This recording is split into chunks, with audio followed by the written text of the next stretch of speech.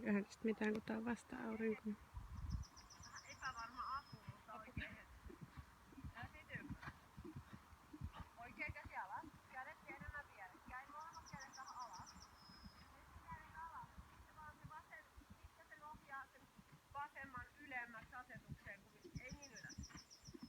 Noin. Noin. Ja kädet paikalla. Paikalla. Ja sit sä vaan sormilla nostat. Et kädellä.